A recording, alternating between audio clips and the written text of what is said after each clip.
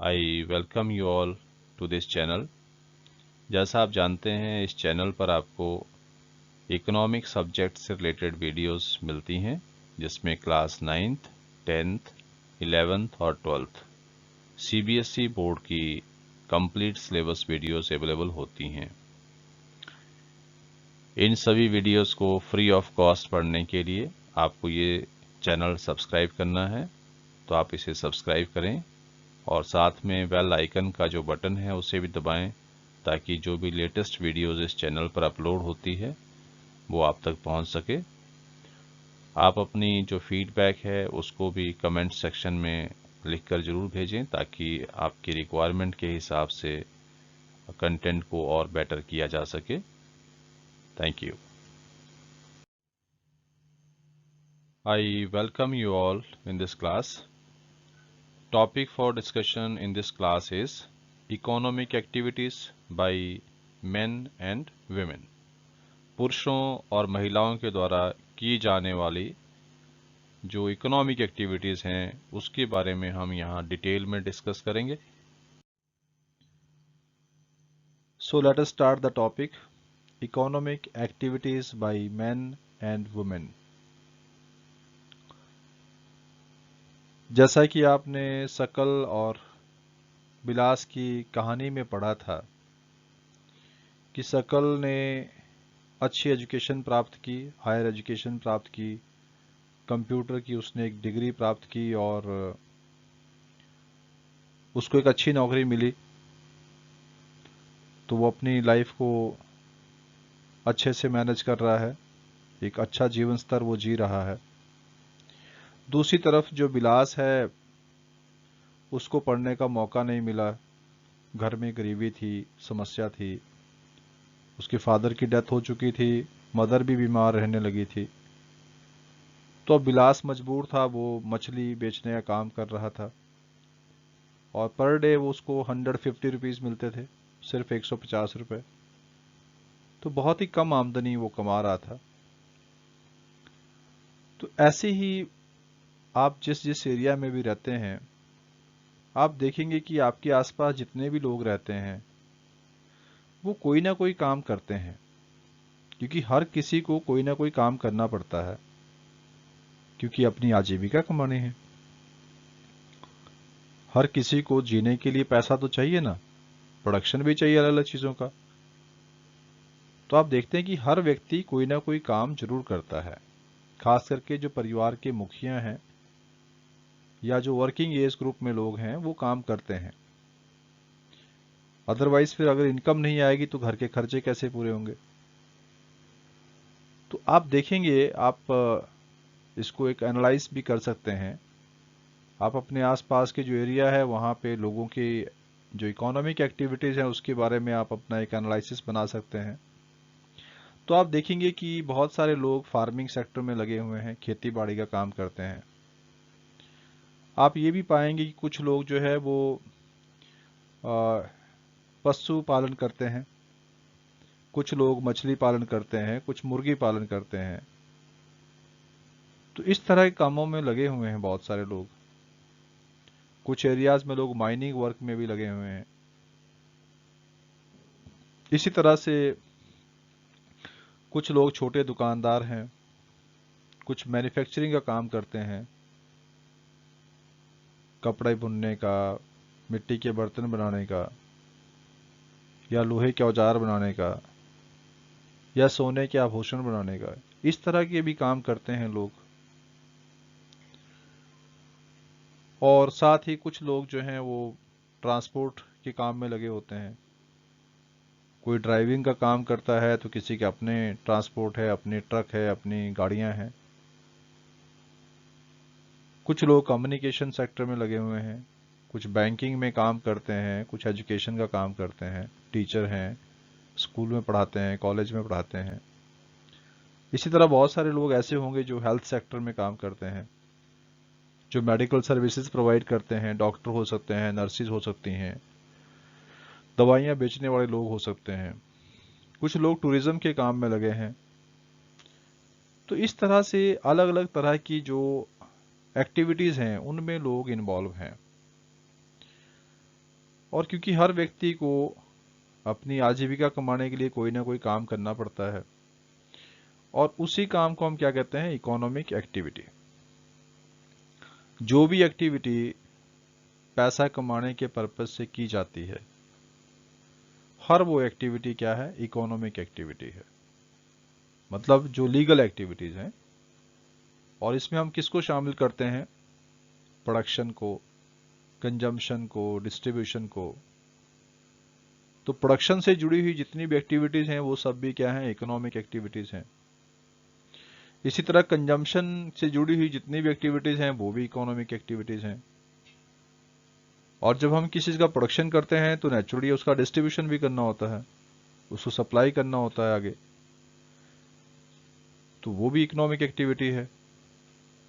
इस तरह से हम ये कह सकते हैं कि सभी तरह की एक्टिविटीज जो अर्निंग के पॉइंट ऑफ व्यू से की जाती हैं, चाहे वो एक्टिविटीज प्रोडक्शन से जुड़ी हुई हैं, कंजम्पशन से जुड़ी हुई हैं, चाहे वो डिस्ट्रीब्यूशन से जुड़ी हुई है, वो सभी एक्टिविटीज क्या कहलाएंगी, इकोनॉमिक एक्टिविटीज कहलाएंगी। तो इस तरह हमने देखा कि जो इकोनॉमिक एक्टिविटीज हैं उसका एक वाइडर एरिया होता है। अब हम बात करते हैं कि इकोनॉमी में जितने भी सेक्टर्स होते हैं उन सब में भी इकोनॉमिक एक्टिविटीज की जाती है, या यूं कह लीजिए कि जितनी भी इकोनॉमिक एक्टिविटीज है उसको हम 3 क्षेत्रों में बांटते हैं। पहला होता है प्राइमरी सेक्टर एक्टिविटीज, दूसरा है सेकेंडरी सेक्टर एक्टिविटीज, और तीसरा है टर्सी सेक्टर एक्टिविटीज, या इसको हम कहते हैं सर्विस सेक्टर एक्टिविटीज। तो प्राइमरी सेक्टर में हम किसको शामिल करते हैं, प्राइमरी सेक्टर में हम शामिल करते हैं एग्रीकल्चर एंड अलाइड एक्टिविटीज, यानी कृषि और संबंधित क्रियाएं, उसको हम प्राइमरी सेक्टर में लेते हैं। अब संबंधित क्रियाएं क्या होती हैं, जैसे फॉरेस्ट्री है, एनिमल हस्बेंड्री है, फिशिंग है, पोल्ट्री फार्मिंग है, माइनिंग है, क्वेरिंग है। ये सारी एक्टिविटीज क्या हैं, प्राइमरी सेक्टर की एक्टिविटीज हैं।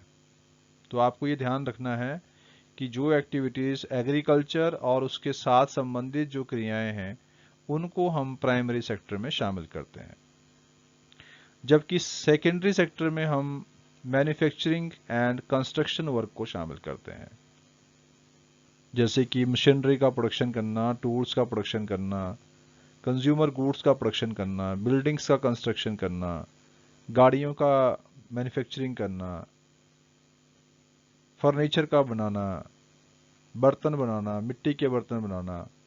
ये सब क्या है, this is related to the secondary sector. ये सारी एक्टिविटीज सेकेंडरी सेक्टर से जुड़ी हुई हैं। जबकि टर्सी सेक्टर में, जिसको हम सर्विस सेक्टर भी कहते हैं, उसमें हम ट्रेड से जुड़ी हुई जितनी भी चीज़ें हैं उसको शामिल करते हैं, ट्रांसपोर्टेशन को शामिल करते हैं, मीन्स ऑफ कम्युनिकेशन को शामिल किया जाता है, banking, education, health, tourism, insurance and so on. इस तरह की बहुत सारी सर्विसेज को हम इसमें शामिल करते हैं। तो आपने यहाँ देखा कि इकोनॉमिक एक्टिविटी का मतलब क्या होता है, और इकोनॉमिक एक्टिविटीज़ हर एक सेक्टर में की जाती हैं, primary sector, secondary sector and टर्सी sector. और कौन कौन सी एक्टिविटीज़ को हम किस किस क्षेत्र में डालते हैं, इन सब चीज़ों के बारे में हमने अभी तक डिटेल में डिस्कस किया। इकोनॉमिक एक्टिविटीज़ को 2 हिस्सों में बांटा जाता है, market activities and non market activities. Market activities वो एक्टिविटीज़ होती हैं जिसमें सेल परचेज होती है, जिसके बदले में पैसा मिलता है, पेमेंट मिलती है।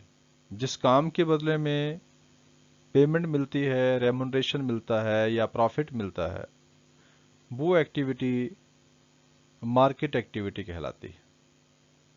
जैसे कि जितनी भी तरह की गुड्स एंड सर्विसेज का प्रोडक्शन होता है, वो सारी एक्टिविटीज़ उससे जुड़ी हुई वो मार्केट एक्टिविटीज़ कहलाती हैं, क्योंकि उसमें अल्टीमेटली पेमेंट जुड़ी होती है। आप किसी व्यक्ति से कोई काम कराते हैं बाहर से हायर करके, वो आपकी मार्केट एक्टिविटी है, क्योंकि उसके बदले में उसको पैसा दिया जा रहा है।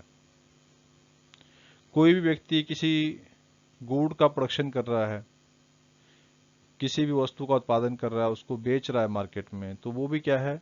मार्केट एक्टिविटी है। मतलब मार्केट एक्टिविटीज की पहचान सिंपल सी बात से आप कैसे कर सकते हैं कि ये ऐसी एक्टिविटीज हैं जिसके करने पर हमें पेमेंट मिलती है, और नंबर 2 कि ये जो एक्टिविटीज हैं ये सेल परचेज के साथ जुड़ी हुई हैं, जिसके बदले में हमें कोई ना कोई पैसा मिलता है, कुछ ना कुछ पेमेंट जरूर मिलती है। तो ये एक्टिविटीज हैं मार्केट एक्टिविटीज। जैसे एग्जाम्पल के लिए हम गवर्नमेंट सर्विसेज को भी ले सकते हैं। अब जितने भी गवर्नमेंट एम्प्लॉय हैं वो भी कोई ना कोई काम तो करते ही ना, अपने अपने डिपार्टमेंट के हिसाब से जो भी उनको काम मिलता है सरकार की तरफ से उस काम को करते हैं, और उसके बदले में उनको पेमेंट मिलती है।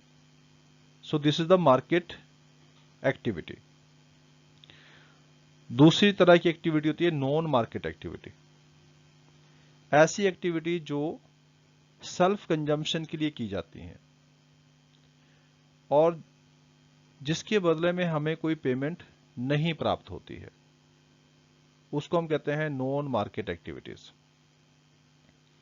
जैसे एग्जांपल के लिए बहुत सारी हाउसवाइफ्स, वो घर में कितने सारे काम करते हैं, घर की साफ सफाई करते हैं, और घर में सबके लिए खाना बनाया जाता है, सबके कपड़े साफ किए जाते हैं, बच्चों की अपब्रिंगिंग की जाती है, उनकी देखभाल की जाती है, बच्चों की परवरिश की जाती है।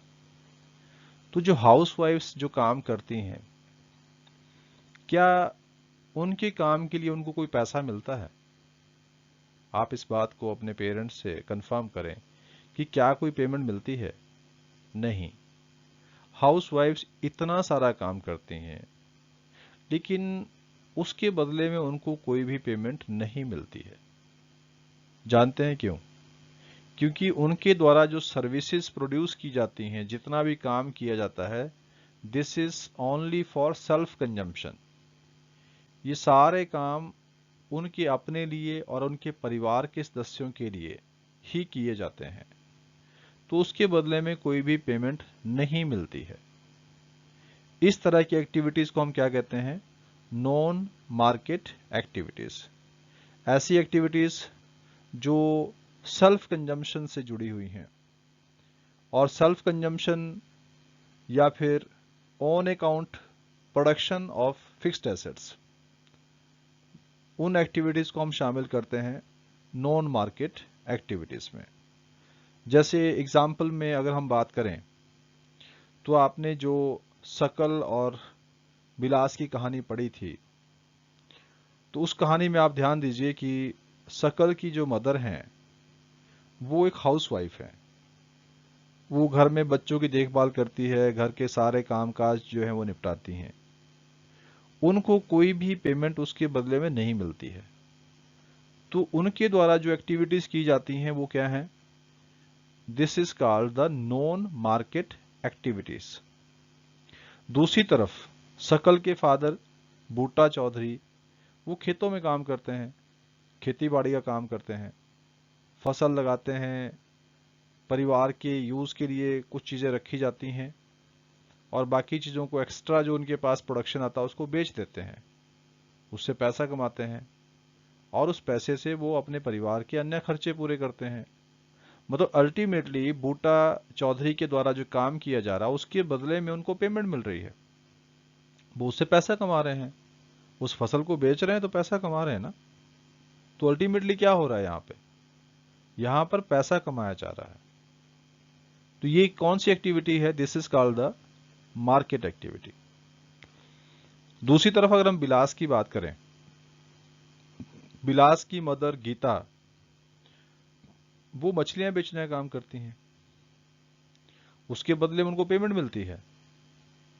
अब उनको पेमेंट क्यों मिलती है? क्योंकि वो घर का काम नहीं कर रही हैं, वो एक तरह से लेबर मार्केट में है, वो वहां जाके कोई चीज बेच रही हैं, मछलियां बेची जा रही हैं। तो ये जो एक्टिविटी है इसको हम मार्केट एक्टिविटी क्यों कहते हैं? क्योंकि जब वो मछलियां बेच रही हैं तो उसके बदले में उनको पैसा मिल रहा है, she is earning some income.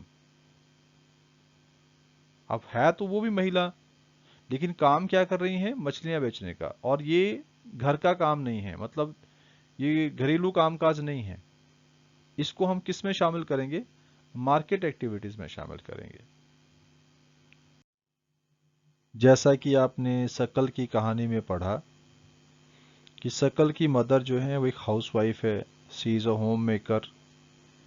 वो घर के कामकाज करती हैं, बच्चों की परवरिश करना, सबके लिए भोजन बनाना, घर की साफ सफाई करना, कपड़े धोना, परिवार के सभी सदस्यों के सुख सुविधा का ध्यान रखना, घर में मेहमानों को उनको सही से सर्विस प्रोवाइड करना। इस तरह के जितने भी काम हैं वो शकल की मदर करती थी। दूसरी तरफ शकल के फादर जो है वो खेतों में काम करते हैं, खेती बाड़ी कर रहे हैं, और जो फसल पैदा होती है उसका कुछ हिस्सा वो अपने परिवार के लिए रखते हैं, उनकी ज़रूरतों के लिए, और बाकी हिस्सा वो मार्केट में बेच देते हैं। अब शकल के फादर को उससे पैसा मिलता है और उस पैसे से घर चलता है।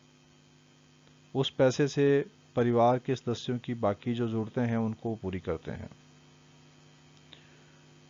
तो आप इस एग्जाम्पल से देखिए कि काम तो शकल की मदर भी कर रहे हैं और शकल के फादर भी कर रहे हैं। शकल के फादर को उसके काम के बदले में पेमेंट मिलती है, पैसा मिलता है, जबकि शकल की मदर भी काम करती हैं लेकिन उनके काम के लिए कोई पैसा नहीं मिलता है। तो ये एग्जाम्पल किस चीज़ का हुआ कि शकल की मदर के द्वारा किया गया जो काम है वो क्या है? वो नॉन मार्केट एक्टिविटीज़ है, जबकि शकल के फादर जो काम करते हैं वो क्या करते हैं? उस एक्टिविटीज को हम क्या कहते हैं? उसको हम मार्केट एक्टिविटी कहते हैं।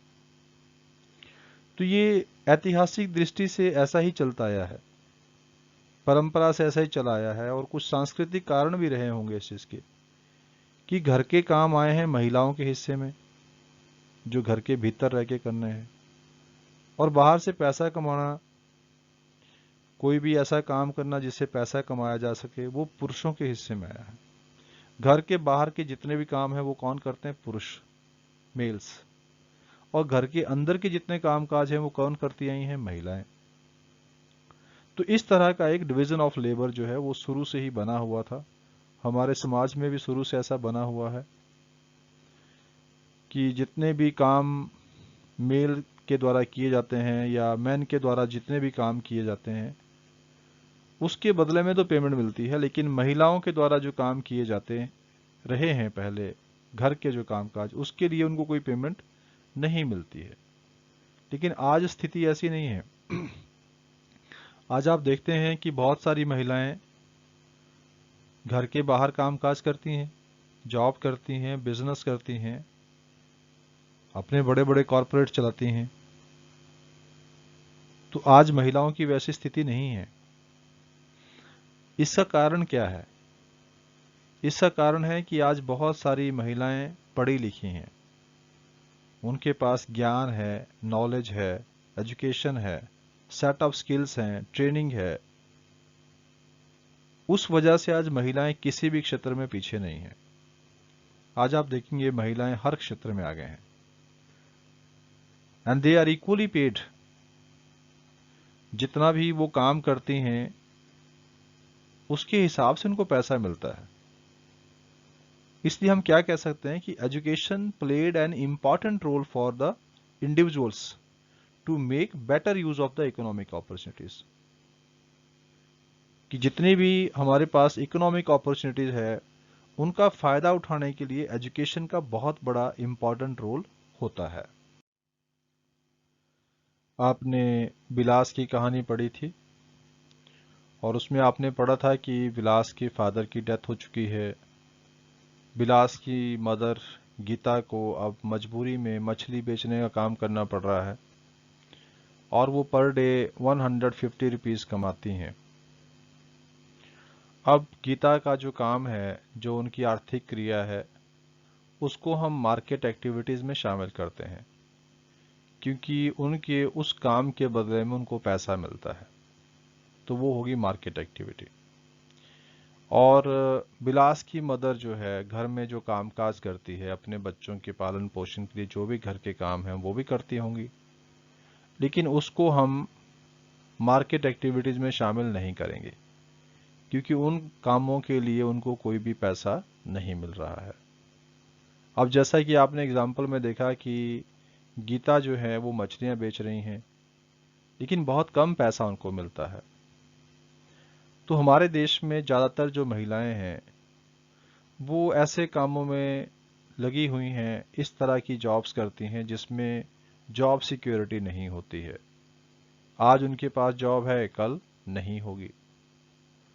और जो जॉब्स हैं वो इरेगुलर हैं, मतलब रेगुलर बेसिस पर काम नहीं मिलता है, और लो इनकम या लो पेड जॉब्स हैं।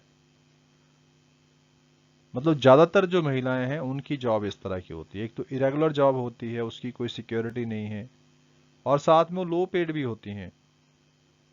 मतलब कि काम तो है उनके पास लेकिन लो पेड है, बहुत ही कम पैसा मिलता है। आप ग्रामीण क्षेत्रों में देखिए, जो महिलाओं से काम लिया जाता है छोटी छोटी फैक्ट्रीज में या खेतों में भी लोग काम करवाते हैं, उसके बदले में उनको बहुत ही कम पैसा मिलता है। तो ज़्यादातर जो वुमेन हैं उनके काम इस तरह के हैं, मतलब उनके पास इस तरह की जॉब्स हैं। और महिलाओं को जो एडिशनल बेनिफिट मिलने चाहिए जॉब में, वो भी बहुत सारी जॉब्स में नहीं मिलते हैं, जैसे कि मैटरनिटी लीव है या चाइल्ड केयर लीव्स हैं। इस तरह के बेनिफिट उनको नहीं मिलते हैं। ज़्यादातर जॉब्स में ये सुविधाएं नहीं होती हैं। आपको ये बात यहाँ ध्यान से नोट करनी है कि कुछ ऐसी जॉब्स हैं जिसमें ये सारी सुविधाएं होती हैं, वो बहुत ही ज़्यादा हाईली क्वालिफाइड एंड स्किल्ड लोगों की जॉब्स होती हैं, जहाँ पर सरकार की तरफ से या ऑर्गेनाइज सेक्टर की तरफ से इस तरह की सुविधाएं महिलाओं को दी जाती हैं। अदरवाइज इनफॉर्मल सेक्टर में इस तरह की जॉब्स नहीं होती हैं, या जिसको हम अनऑर्गेनाइज सेक्टर भी कहते हैं, वहाँ पर जो जॉब्स हैं वहाँ इस तरह की कोई भी सुविधाएं नहीं होती हैं। हालांकि अगर हम वर्तमान स्थिति की बात करें तो आज आप देखते हैं कि बहुत सारी महिलाएं टीचिंग जॉब करती हैं, मेडिकल डिपार्टमेंट में जॉब करती हैं, डॉक्टर्स हैं, लॉयर्स हैं, जजेस हैं, कॉरपोरेट सेक्टर में काम करती हैं। बहुत सारी महिलाएं बैंक्स में काम करती है, इंश्योरेंस कंपनी में काम करती है, टेलीकम्युनिकेशन में काम करती हैं। यू नेम एनी सेक्टर, किसी भी सेक्टर की बात कीजिए, हर सेक्टर में महिलाओं का दबदबा अब बढ़ता जा रहा है, क्योंकि महिलाओं की जो शिक्षा है उसमें पहले से बहुत ज़्यादा सुधार हुआ है, और आज महिलाएं पुरुषों के समान ही जो वेतन है या अन्य सुविधाएं हैं वो प्राप्त करती हैं। आज आप देखते हैं डिफेंस हो, चाहे पॉलिटिक्स हो, चाहे कोई सा भी फील्ड हो, आज महिलाएं पुरुषों से पीछे नहीं हैं। तो ऐसे जो काम उनको मिलते हैं महिलाओं को, उसमें जितनी भी पेमेंट है, चाहे सुविधाएं हैं, वो एट पार है। महिलाओं को भी उस तरह की सुविधाएं मिलती हैं और पुरुषों को भी सुविधाएं मिलती हैं। तो ऐसी जॉब्स जो हाईली स्किल्ड या हाईली क्वालिफाइड लोगों के लिए होती है, और ऐसे कामों में जहां महिलाएं काम कर रही हैं, वहां पर उनको समानता का अधिकार प्राप्त है, अर्थात उनकी सैलरी, उनकी जो फैसिलिटीज हैं उनको सब बराबर मिलती हैं। तो इस तरह से आपने इस कहानी में या इस टॉपिक में ये समझा कि चाहे महिलाएं ही हो, लेकिन अगर एजुकेटेड हों, उनकी हेल्थ अच्छी हो, वो अपने काम में ट्रेंड हो, स्किल्ड हो, तो उनकी जो सैलरी है, इनकम है, वो भी बहुत अच्छी इनकम वो कमाती हैं। I hope that you like this content. So, dear students, if you find this content meaningful and helpful to you, then please share it to other students also, so that they can also be benefited from this. Thank you.